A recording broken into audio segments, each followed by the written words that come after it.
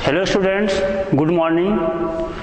आज हम विद्युत रसायन चैप्टर में तुल्यांकी चालकता एवं मोलर चालकता के बारे में अध्ययन करेंगे। पिछले कालखंड में हम तुल्यांकी चालकता से संबंधित कुछ शब्दावली और अलग से देख रहे थे। इसमें एक शब्द आया था तुल्यांकी भार शब्द। इसी के बारे में हम थोड़ा सा सामान्य जानकारी ले रहे थे।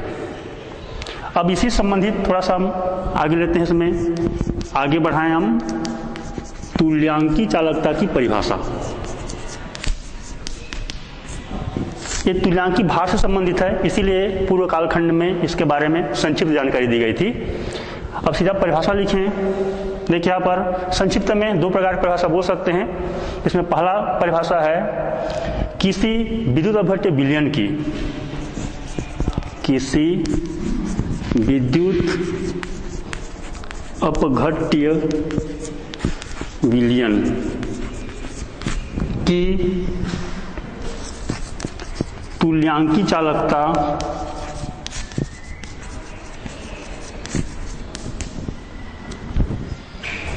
उसके विशिष्ट चालकता, मैं इसको संक्षिप्त में लिख रहा हूं इधर, विशिष्ट चालकता, विशिष्ट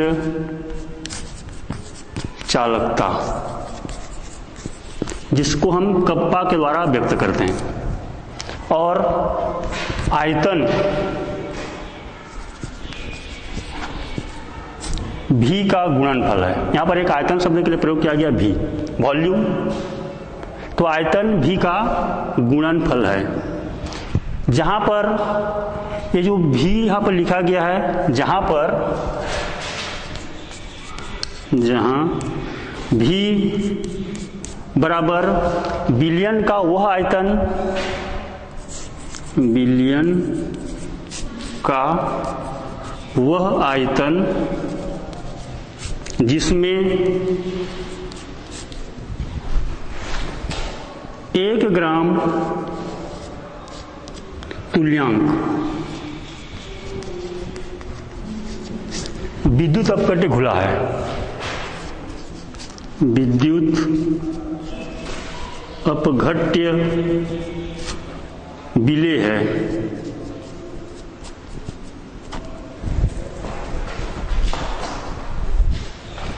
विलेय, इसी को हम घुला है सामान्य शब्द में लिख सकते हैं। अच्छा समझ लीजिए, यह है तुल्यांकी चालकता, तुल्यांकी चालकता। तो तुल्यांकी चालकता बराबर सूत्र के रूप में हो गया विशिष्ट चालकता गुणित आयतन भी, जहां पर इस भी का आशय है विलयन का वह आयतन है जिसमें 1 ग्राम तुल्यांक विद्युत अपघट्य उसमें घुला हुआ है। जितना भी आयतन है उसमें 1 ग्राम तुल्यांक। अब यहाँ पर अच्छे समझ लीजिए, 1 ग्राम, देखो यहाँ पर 1 ग्राम नहीं है, जबकि क्या लिखा है यहाँ पर पूरा 1 ग्राम तुल्यांक बोला है। इसको हम थोड़ा समझने का प्रयास करें एक सरल उदाहरण लेकर के। ये सारा यहाँ पर इसके पहले थोड़ा सा देख लेते हैं और संक्षिप्त में क्या लिख सकते हैं। तो तुल्यांकी चालकता के लिए संकेत है लैम्डा एम, सॉरी इक्विवेलेंट होगा ये, एम के जगह में, सॉरी तुल्यांकी के लिए यहाँ पर शब्द क्या हम देखते हैं इसमें इक्विवेलेंट, तो सूत्र यहाँ पर हो गया lambda equivalent, lambda E Q लिखना है। इसको पढ़ेंगे हम तुल्यांकी चालकता। तो सूत्र क्या हो गया तुल्यांकी चालकता, इसको और संक्षिप्त में लिखेंगे तो लैम्डा एम बराबर कप्पा गुणित भी। ये सूत्र को पहले समझ लीजिए। लैम्डा, सॉरी तुल्यांकी चालकता है, तुल्यांकी चालकता लैम्डा ई क्यू बराबर कप्पा गुणित भी। तो क्या परिभाषा कहेंगे, एक बार पुनः समझ लीजिए। किसी भी विद्युत अपघट्य विलयन की तुल्यांकी चालकता यानी लैम्डा ई क्यू, उसके कप्पा यानी विशिष्ट चालकता और आयतन भी का गुणनफल है, जहां पर ये जो भी है विलयन का वह आयतन है जिसमें उस विद्युत अपघट्य का 1 ग्राम तुल्यांक घुला हुआ है। तो 1 ग्राम तुल्यांक को मैं समझाने के लिए यहाँ पर आपसे थोड़ा सा चर्चा कर रहा हूँ। उसमें देखिए ये 1 ग्राम नहीं है, 1 ग्राम तुल्यांक है। जैसे उदाहरण के लिए मैं आपके साथ में इसको मिटा रहा हूँ, ये समझ आ गया होगा, लिख ले होंगे, ठीक है।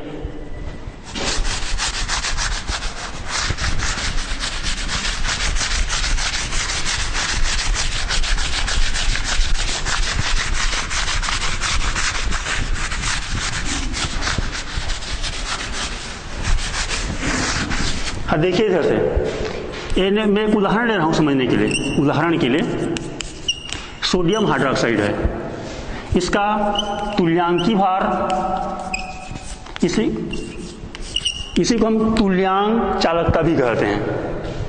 यहाँ पर NaOH की तुल्यांकी भार की बात कर रहे थे, इसमें इसका मान होता है 40। जैसे कि पूर्व कालखंड में इसके बारे में संक्षिप्त में क्षार के बारे में बताया था, अणुभार बटा क्षार के विस्थापनशील OH की संख्या, यह हाइड्रॉक्सिल ग्रुप है, तो तुल्यांकी भार 40 है। अब यहाँ पर देखिए इधर से मैं दूसरे शब्द में बोल रहा हूँ इसको, सोडियम हाइड्रोक्साइड का 40 ग्राम, इसको मैं ग्राम में लिख रहा हूँ, आगे दूसरे शब्द में समझ लीजिए, 40 ग्राम NaOH, इसका सीधा मतलब होगा 1 ग्राम तुल्यांक NaOH। 1 ग्राम नहीं है बल्कि क्या शब्द है इसके लिए, 1 ग्राम तुल्यांक NaOH। 1 ग्राम तुल्यांक NaOH, इसको कोई दूसरे शब्दों में कहना चाहेगा तो कब बोल सकता है इसको 40 ग्राम NaOH। माने 40 ग्राम कब तौल लीजिए तो उसमें जितने भी कण होंगे उसको हम यहाँ फिलहाल इसको हम क्या बोल रहे हैं, 1 ग्राम तुल्यांक कह रहे हैं, ये केवल 1 ही ग्राम नहीं है। तो यही इसमें है कि 1 लीटर या जितना भी हम आयतन में घोल रहे हैं तो 1 ग्राम तुल्यांक जो विद्युतघट्य है वह कितने आयतन में घुला हुआ है। तो विलयन का वह आयतन, यहाँ पर भी यह वही आयतन है भी जिसमें कि हम जिस पदार्थ को घोल रहे हैं, विलयन बना रहे हैं विद्युतघट्य का चालकता ज्ञात करने के लिए, उसका कितना ml में वह आयतन है जिसमें विलय विद्युतघट्य का 1 ग्राम तुल्यांक, यदि 1 ग्राम तुल्यांक NaOH, जैसे उदाहरण के लिए मैं NaOH यहाँ पर परिभाषा में नहीं है, 1 ग्राम तुल्यांक पदार्थ को हम क्या कर रहे हैं उसमें घोल रहे हैं, वही आयतन है विलयन का, वो भी ml में है, लीटर में नहीं है, ml में, मिलीलीटर में। भी का मान किसमें लिखना है हमको, मिलीलीटर में। ये क्लियर होना चाहिए, तभी हमको आगे जो टॉपिक है समझ आएगा। तो एक बार पुनः समझ लीजिए, किसी भी विद्युतघट्य विलयन का तुल्यांकी चालकता, उसके विशिष्ट चालकता कप्पा और आयतन भी का गुणनफल है, जिसमें भी विलयन का वह आयतन है जिसमें उस विलय विद्युतघट्य का 1 ग्राम तुल्यांक घुला हुआ है। ये हो गया यहाँ पर भी का सामान्य शाब्दिक अर्थ। अब यहाँ पर देखिए इसी को हम नॉर्मल, इसको नॉर्मलता संबंध है, एक चीज थोड़ा सा ध्यान समझेंगे क्योंकि शब्द आएगा अभी, एक शब्द इसको मिटा रहा हूं मैं,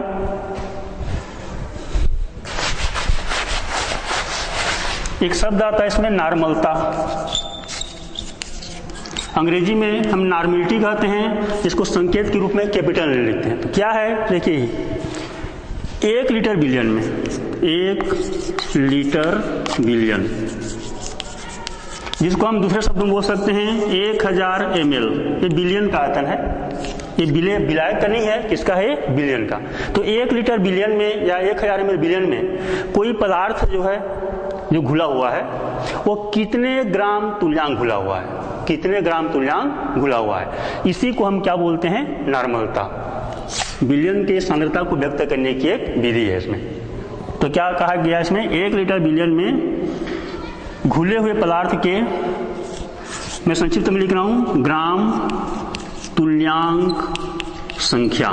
तो ग्राम तुल्यांक संख्या क्या है, तो ग्राम तुल्यांक संख्या का यहां पर मतलब है उसके तुल्यांकी भार को, जैसे उदाहरण के NaOH है, उसके तुल्यांकी भार को हम किस में व्यक्त कर रहे हैं, ग्राम में व्यक्त कर रहे हैं। तो इसको कहते हैं अपन ग्राम, साफ साफ शब्द है, ग्राम में व्यक्त किया गया तुल्यांकी भार, इसी को तुल्यांक संख्या कहते हैं, ग्राम तुल्यांक संख्या। तो कितने ग्राम तुल्यांक घुला हुआ है 1 लीटर विलयन बनाने के लिए, वही उस विलयन की नॉर्मलता कहलाती है। यदि 1 ग्राम तुल्यांक घुला हुआ है, ये थोड़ा सा संक्षिप्त समझ लीजिए, 1 ग्राम तुल्यांक घुला हुआ है तो विलयन की नॉर्मलता 1 होती है।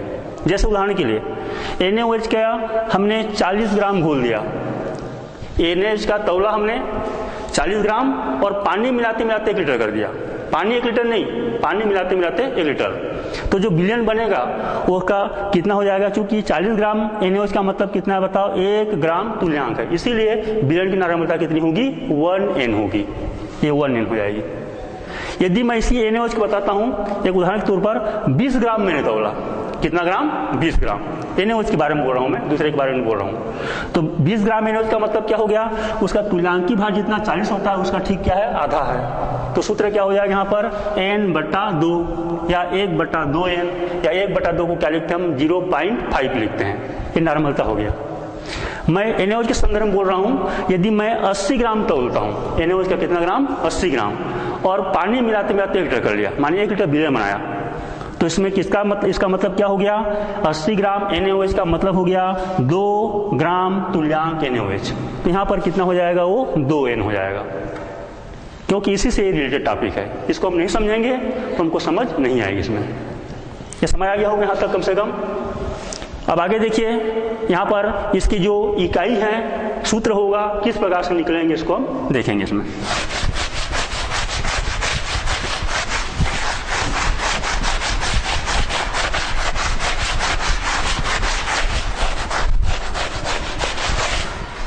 अभी तक फार्मूला था इसमें लेमडा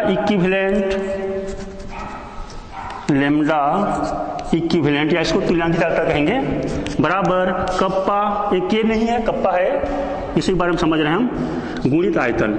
अब यहाँ पर आगे सूत्र के लिए ये v के मान को निकालेंगे हम। तो v के मान कैसे निकलेगा उसके लिए थोड़ा सा हमको समझना पड़ेगा कि किस प्रकार से हम v के मान को निकाल सकते हैं। एक यहाँ पर घन की बात करें, आयतन है, देखिए एक घन बनाए हम। घन का मतलब समझते हैं हम, घात 3 लिखते हैं, उसे वो क्या कहते हैं? घन। जैसे उदाहरण की मैं समझने बता रहा हूँ, सेंटीमीटर घात 3, इसी को बोलते हैं घन सेंटीमीटर। तो 3 का संबंध क्या हो गया? इसका मतलब सेंटीमीटर गुणित सेंटीमीटर गुणित सेंटीमीटर, लंबाई गुणित चौड़ाई गुणित ऊंचाई, उसी को हम क्या बोलते हैं? घन कहते हैं। तो एक घन में लंबाई भी होती है, चौड़ाई भी होती है और ऊंचाई भी होती है, इसी को हम घन के रूप में ले रहे हैं। तो देखिए यहाँ पर मान लीजिए v का मान 9 ml हो गया। अब थोड़ा सा सीधा हम चलते हैं सवाल में। हमने 9 ml इसमें विलयन बनाया, मतलब घटेगा कितना ग्राम घोला है हमने? ग्राम की बात नहीं कर रहा हूँ, 1 ग्राम तुल्यांक। 1 ग्राम तुल्यांक पदार्थ है, उसको तौला गया। जैसे उदाहरण के लिए बताया NaOH, एक सरल उदाहरण। तो NaOH का हमने तुल्यांकी भार कितना बताया? इसमें अभी हमने 40 पढ़ा है, 40 होता है। तो 40 ग्राम तौल लें एक उदाहरण के तौर पर, और उसको पानी घोलते घोलते कितना कर दें? इसमें 9 ml बना लें। अब एक सरल उदाहरण ले रहा हूं मैं। अब क्या करेंगे? एक उदाहरण के लिए 9 ml बनाया गया है। अब यहाँ पर v का मान कितना हो गया? 9 ml। तो यहाँ पर देखेंगे आप 9 घन बनेंगे। कितने घन बनेंगे? 9 घन। कैसे बनेंगे? देखिए इधर से,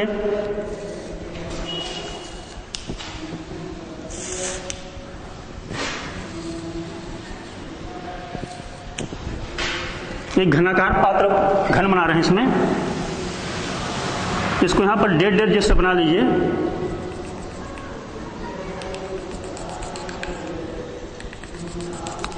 माने इस प्रकार घन बनेंगे, हम कल्पना कर रहे हैं इसकी।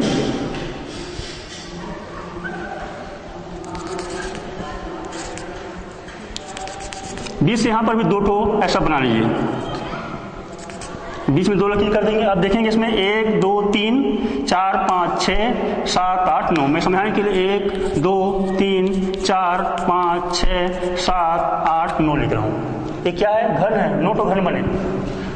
यहाँ पर देखिए, इसी को आगे और मिलाना है। यहाँ पर अभी पूरा नहीं हुआ चित्र, इधर भी ऐसा है, इसको समझने का प्रयास करें। अब देखिए यहाँ पर इतना भाग, इतने को आप काट दीजिए। ये डिब्बा जैसा आपको लग रहा होगा, ये देखिए ये वाला, मैं अब समझाने के लिए एक ठो बना रहा हूँ।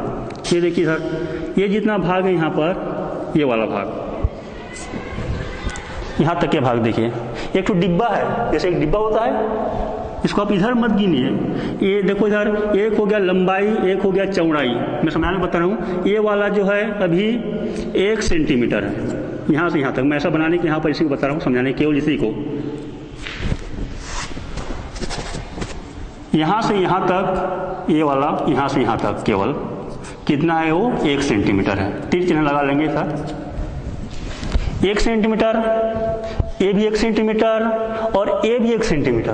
तो एक तो लंबाई हो गया, एक चौड़ाई हो गया, और एक क्या हो गया? ये ऊंचाई हो गया। ये तो इतना भाग को आप काट के निकाल दिए समझने के लिए।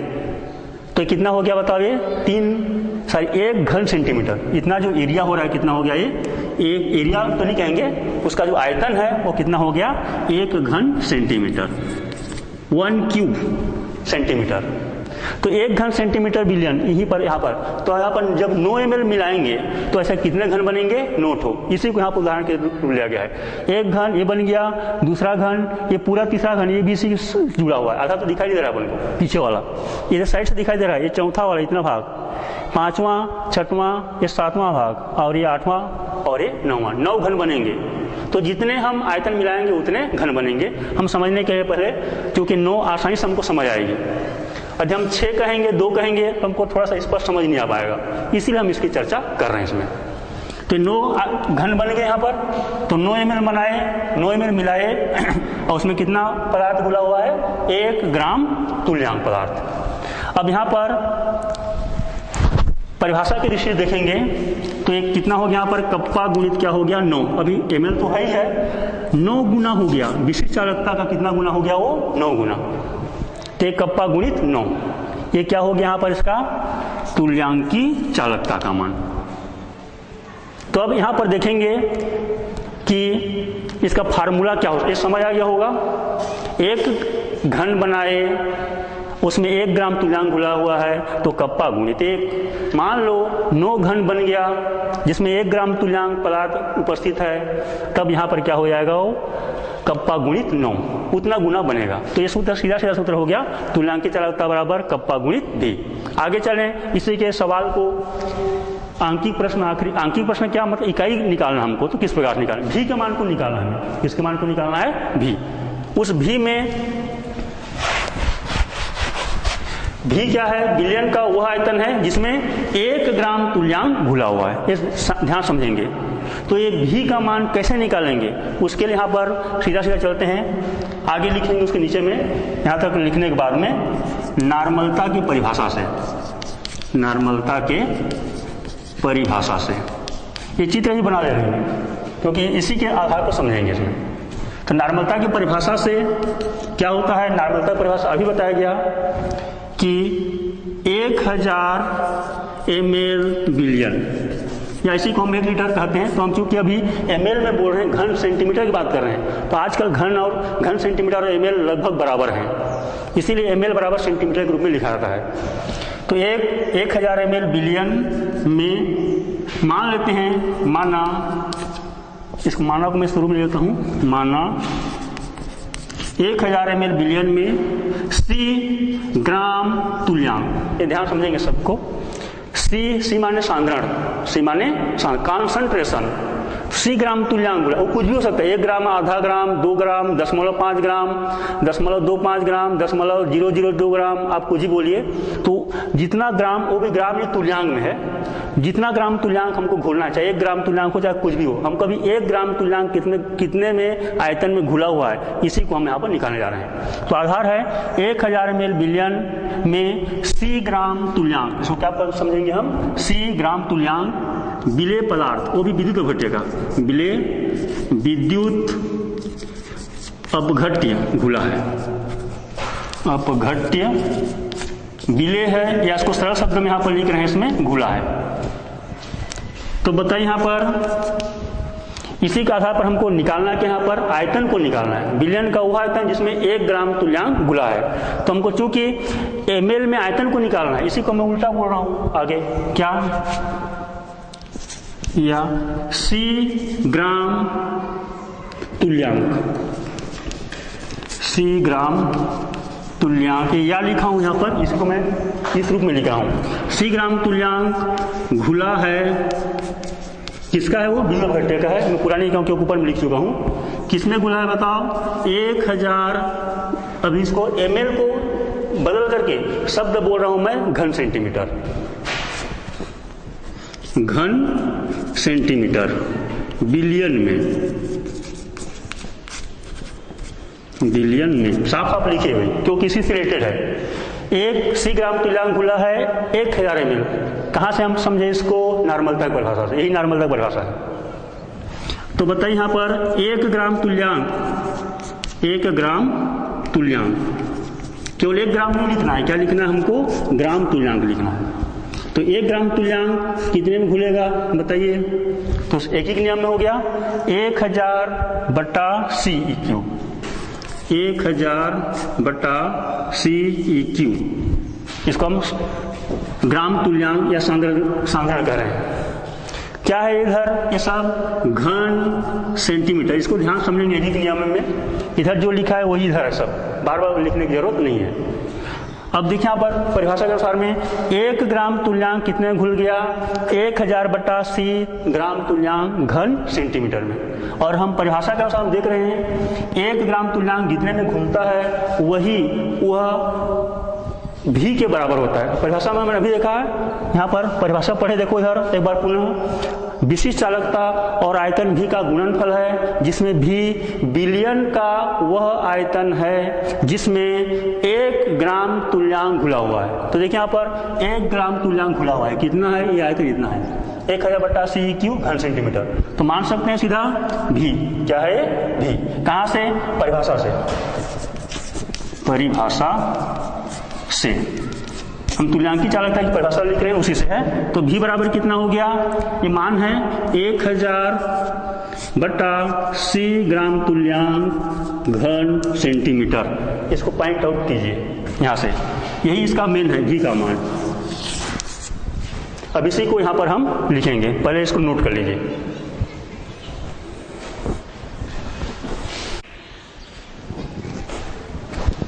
अब आगे चलते हैं। इसमें आयतन को हमने नोट कर लिया, इस फार्मूला में रखिए, मिटा रहा हूं, शायद बार समझ, एक बार पुनः समझा रहा हूं जल्दी से। C ग्राम तुल्यांक घुला है 1000 घन सेंटीमीटर। कहां से समझे हम इसको, नॉर्मलता के परिभाषा से। अब तो 1 ग्राम तुल्यांक किसमें घुलेगा, 1000 बटा C ग्राम तुल्यांक, ये हो गया घन सेंटीमीटर। इधर राइट हैंड साइड वाला सब घन सेंटीमीटर है। अब परिभाषा के अनुसार हम देखें, हम अभी तुल्यांकी चालकता परिभाषा से 1 ग्राम तुल्यांक जितने में घुलता है वही उसका आयतन है, इसलिए यहाँ पर भी लिखा जा रहा है। तो भी बराबर जो मान आया है 1000 बटा C ग्राम तुल्यांक घन सेंटीमीटर, ये आयतन है। अब इसी मान को यहाँ पर हमको फिट करना है इसमें। तो लिखिए यहाँ पर सीधा आगे,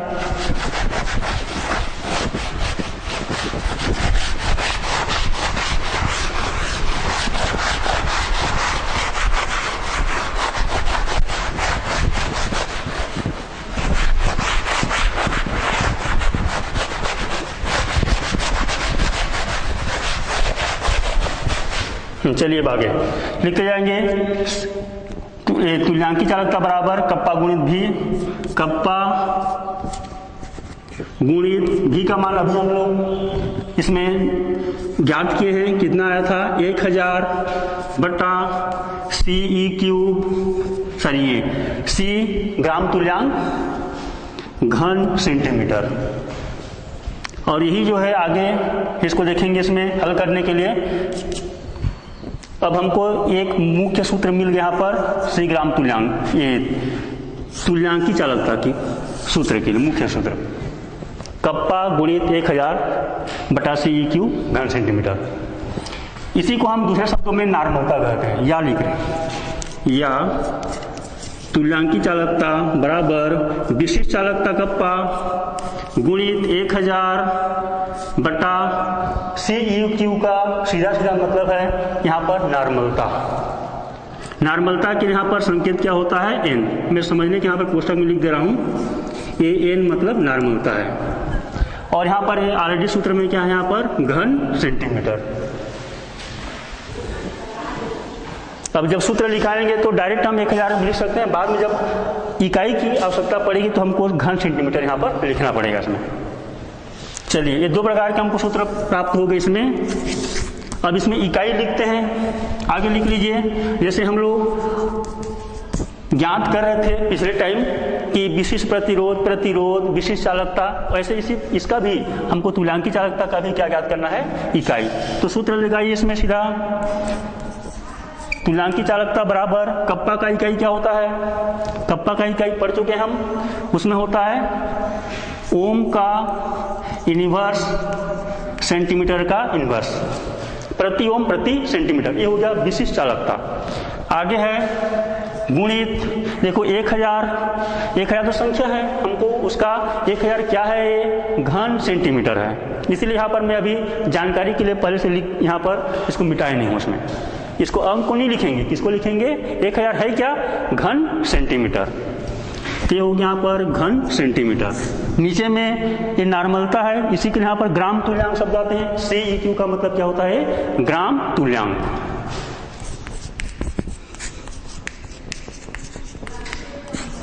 अब आगे हल करें, क्या उत्तर होगा इसका? आगे हल करेंगे तो ओम का इनवर्स सेंटीमीटर, सेंटीमीटर ये हो गया गुणा, ये 3 है और ये ऋण 1 गुणा है तो क्या हो जाएंगे? घटेंगे, इसीलिए हो जाएगा यहाँ पर 3 और ऋण 1 बराबर क्या होगा? 2। नीचे में यहाँ पर क्या है? ग्राम तुल्यांक। इसी को और हम लिखना चाहें दूसरे तरीके से क्या लिख सकते हैं? देखिए, ओम का इनवर्स को हम क्या लिखते हैं? MHO। इसी को आगे इस प्रकार से, बाकी तो ज्यों करती हूँ सेंटीमीटर का वर्ग। ग्राम तुल्यांक को मैं हल करने के लिए हर को अंश में ले रहा हूँ एक ही लाइन में, तो क्या होगा? ये ग्राम तुल्यांक। यहाँ पर अभी घात कुछ नहीं माने, क्या है? 1 है, ऊपर लूंगा तो क्या हो जाएगा? ये ऋण 1। इसी को हम बोलेंगे प्रति ग्राम तुल्यांक। इसी को दूसरे शब्दों में क्या बोल सकते हैं? देखिए, MHO का मतलब क्या होता है? सीमेंस। तो कोई लिख सकता है इसको सीमेंस।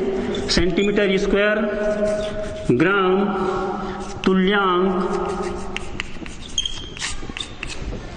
माइनस घात माइनस 1। ये हो गया लैम्डा इक्विवेलेंट का मुख्य रूप से यहाँ पर इकाई है। S सीमेंस है, सेंटीमीटर का वर्ग, ग्राम तुल्यांक घात का घात ऋण 1। MHO भी कोई लिख सकता है बाकी S के जगह में, और MHO की जगह में क्या लिख सकते हैं हम? ओम प्रति ओम। ये सभी प्रकार हो सकते हैं, बाकी मुख्य जो है वह सीमेंस वाला है। अब आगे चलें, इसमें इसको याद रख लेंगे, क्योंकि इस प्रकार के सवाल में जब हम हल करते हैं तो आखिरी में हमको जब उत्तर लिखना होता है तो हम इसी को हम यहाँ पर लिखते हैं। और ठीक इसी प्रकार से एक शब्द आएंगे यहाँ पर जिसको हम नाम देते हैं, आगे हेडिंग डालिए मोलर चालकता। हेडिंग डाल लीजिए मोलर चालकता।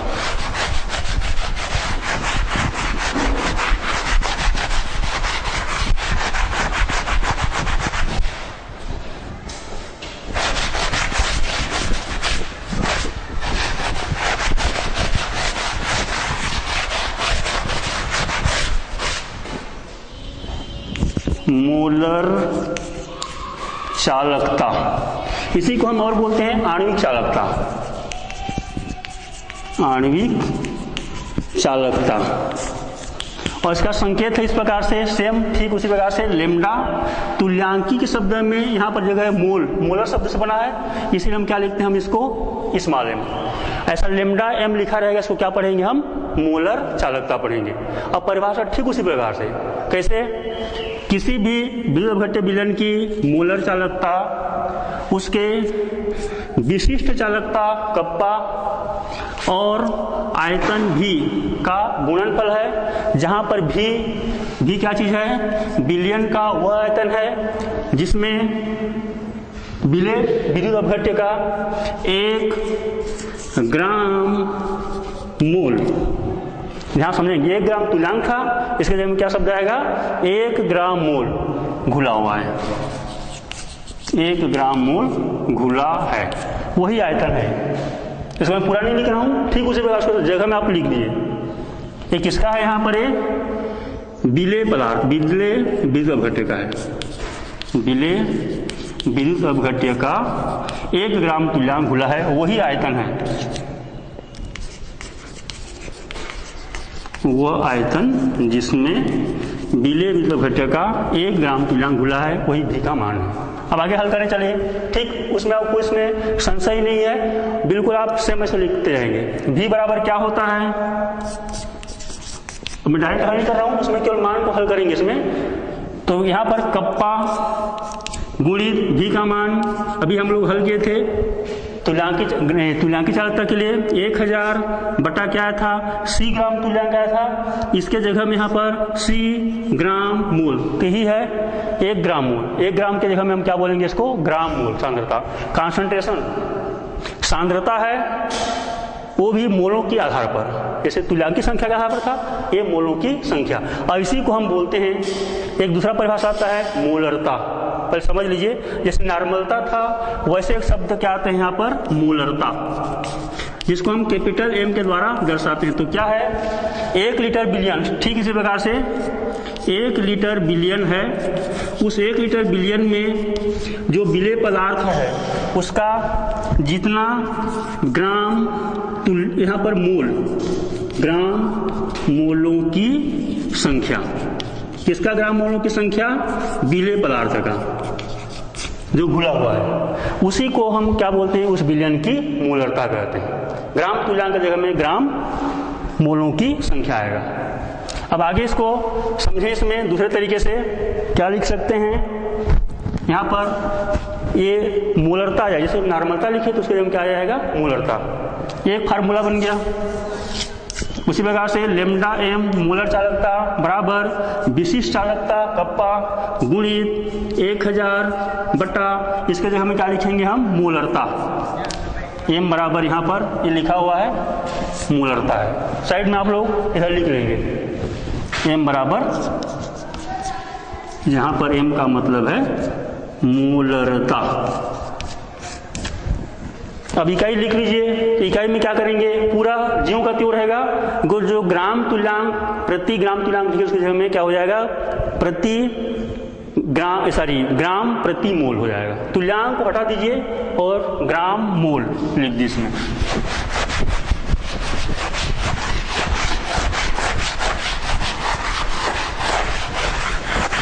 इसका डेरिवेशन भी ठीक उसी प्रकार से होगा। हम जैसे अब आखिरी तक बनाते आए थे, आखिरी फार्मूला था, ठीक उसी जगह समान इसमें भी होंगे, बस चेंज होगा। जो तुल्यांक ग्राम तुल्यांक बोले तो उसके जगह में क्या हो जाएगा, ग्राम मोलों की संख्या हो जाएगा। तो सी ग्राम तुल्यांक घुला हुआ है 1 लीटर में, तो 1 ग्राम तुल्यांक कितने में घुलेगा, 1000 बटा सी एम हो जाएगा। जो ई क्यू लिखे तो उसको हटा देना है और एम लिख देना है, और वही जो है वह बिलियन का वह आयतन है जिसमें कि सी ग्राम तुल्यांक घुला हुआ है, तो 1 ग्राम तुल्यांक घुला है, सॉरी, ठीक है ना। सी ग्राम तुल्यांक में क्या होता है, वो ये भी क्या है, 1 ग्राम तुल्यांक जितने में घुला आयतन वही आयतन है। तो लिखें यहाँ पर इकाई, डायरेक्ट लिख रहा हूं मैं सीधा, लेमडा एम बराबर कप्पा का विशिष्ट चालकता का इकाई क्या होता है, प्रति ओम प्रति सेंटीमीटर। आगे चलें, इसमें ये वर्ग वाला था, बता चुके हैं इसमें, तो इसको सीधा सीधा आखिरी में जब हल करते हैं तो क्या हो जाता है, वो वर्ग। मैं सीधा लिख रहा हूँ, ये ठीक है, यहाँ पर सेंटीमीटर घात 3 और ये सेंटीमीटर का घात 1 तो कट गया यहाँ पर, कैंसिल। आगे क्या लिखे थे हम, इसमें ग्राम तुल्यांक लिखे थे, उसके जगह में हम क्या लिखेंगे, ग्राम मोलों की संख्या, ग्राम मोल, और ये भी प्रति, क्योंकि हर यहाँ पर हर में था, ठीक, उसमें कोई संशय नहीं है, ग्राम तुल्यांक की जगह में ग्राम मोल यहाँ पर लिख देंगे। ये हो गया इकाई। अब आगे चलें, इसमें तुल्यांकी चालकता और मोलर चालकता में संबंध, कौन सा संबंध हो सकते हैं इन दोनों के बीच में।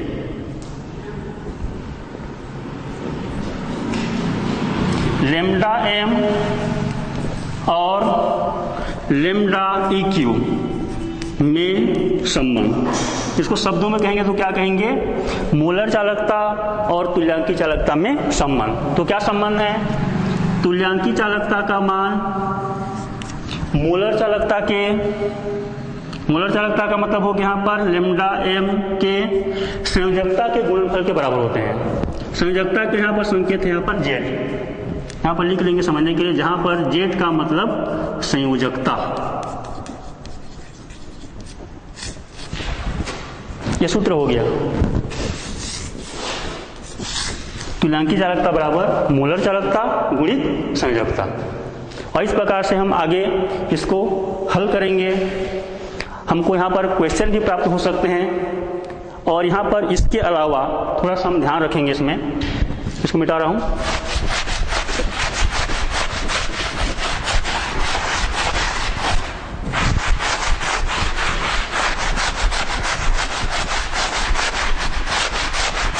देखिए, यदि जेड का मान 1 हो जाए, यदि जेड का मान 1, इसको बोलते हैं अपन एक संयोजी, क्या कहते हैं, एक संयोजी।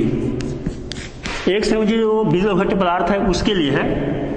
क्या होगा बताओ, जेड का मान 1 होगा तब तब लैम्डा इक्विवेलेंट या तुल्यांकी चालकता का मान मोलर चालकता के बराबर होगा।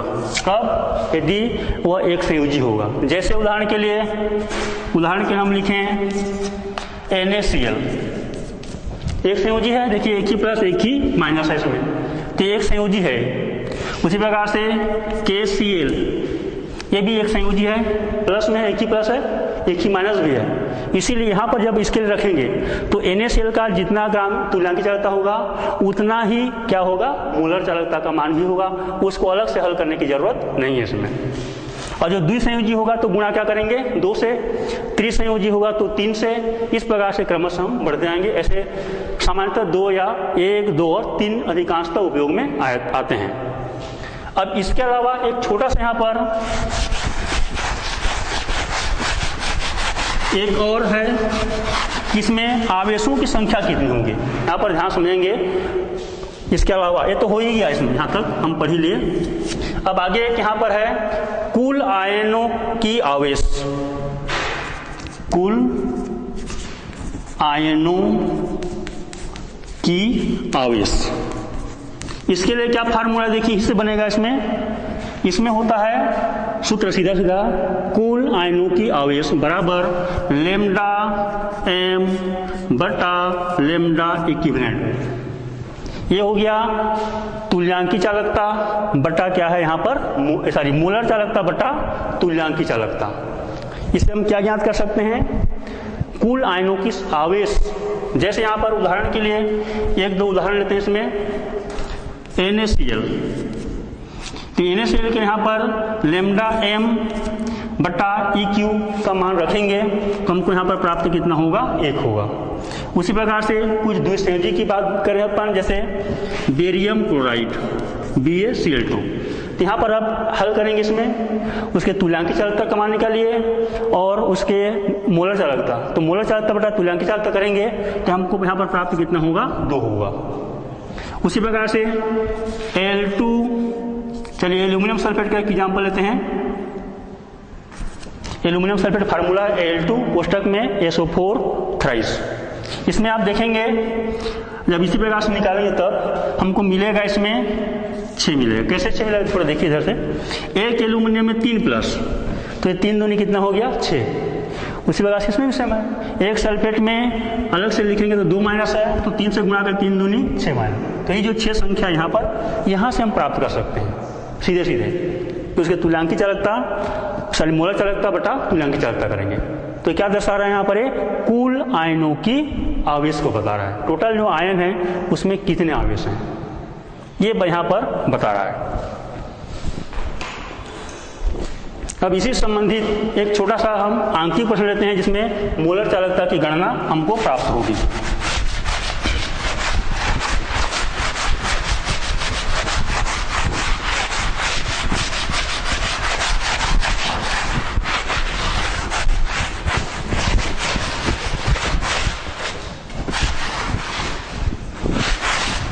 सवाल आप लोग नोट कर लेंगे।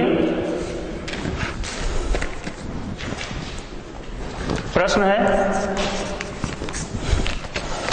C बराबर, C का मतलब यहां पर सांद्रता से है, सांद्रता है,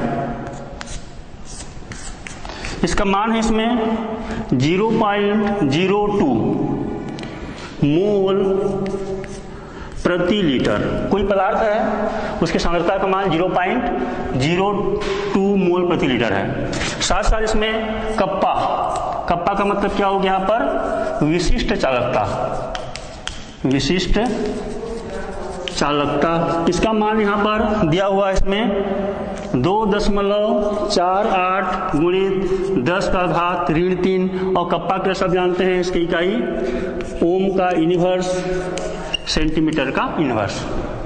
आगे यहाँ पर हमको पूछा हुआ है इसमें मोलर चालकता का मान ज्ञात कीजिए। शब्दों में लिख लीजिए मोलर चालकता बराबर क्या होगा। तो सीधा सा सूत्र लिखते हैं हम, मोलर चालकता बराबर ये सांद्रता से है, ये भी देखिए यहाँ पर मोल से दिया हुआ है। मोल से मतलब यहाँ पर सीधा ये तो मोल चालकता का फार्मूला हमको निकालना ही है। कप्पा गुणित क्या सूत्र होता है उसका 1000 बटा CM। यहाँ पर CM का मतलब मोलर सांद्रण, मोलर कॉन्सेंट्रेशन। मान को रखें, कप्पा का मान कितना है 2.48 गुणित 10 का घात ऋण 3। आगे यहाँ पर देखते हैं, इसमें एक गुणित 1000 पहले से सूत्र में है और एक घन सेंटीमीटर है, ये समझ लेंगे।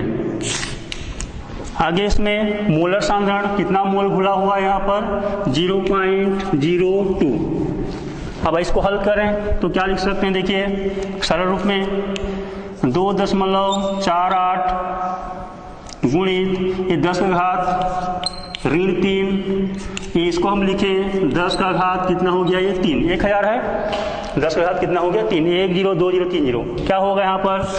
अब आगे इसको मैं यहाँ पर समझने के लिए लिख रहा हूँ 2 गुणित, देखिए दशमलव हटा दे रहा हूँ।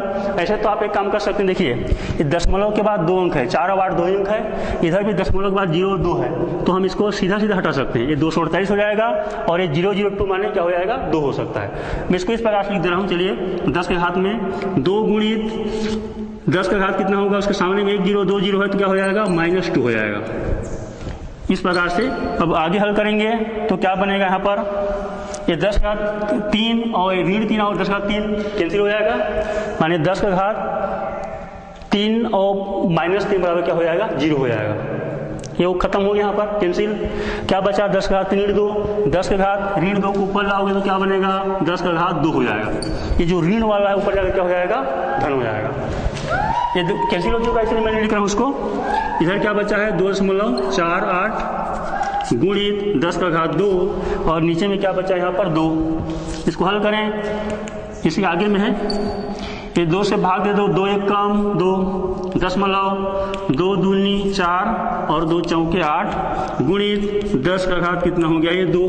10 का घात 2 माने 100 सरल रूप में, और 100 इसको सरल रूप में कोई लिखा तो इस प्रकार से हम ऐसे लिख सकते हैं 1.24 गुणित 100 से गुणा कर दीजिए तो क्या बनेगा, ये हो गया आपका 124 गुणित 1 बराबर 124। और इस प्रकार से 1 0 यहाँ पर रहेगा, इसमें 1 2 ऐसे 2 0 है, इस प्रकार से 1 2 1 2 थोड़ा देख लीजिएगा राइट हैंड साइड से, तो यहाँ पर दशमलव लग जाएगा तो कितना हो जाएगा यहाँ पर, यहाँ तक इस प्रकार से हम 2 0 लगाएंगे 124 गुणित 1 बराबर 124 और आखिरी में 2 0 लगा हुआ है। अब इधर से देखिए 1 2 2 माने राइट से लेफ्ट की ओर चल रहे हैं तो 2 अंक के बाद में दशमलव लगा दिए तो उत्तर कितना हो गया 124.00।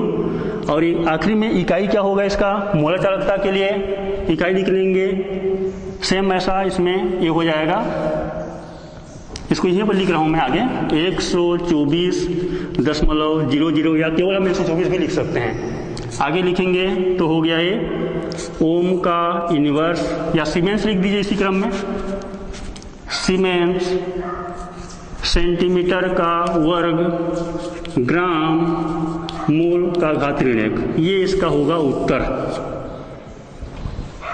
इस प्रकार से हम इसको संबंध स्थापित कर सकते हैं इसके मोलर चालकता से और विशिष्ट चालकता से।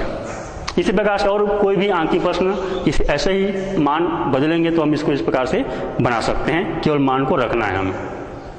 आज के लिए हम यहीं पर इसको तुल्यांकी चालकता और मोलर चालकता को वहीं पर विराम देते हैं। धन्यवाद।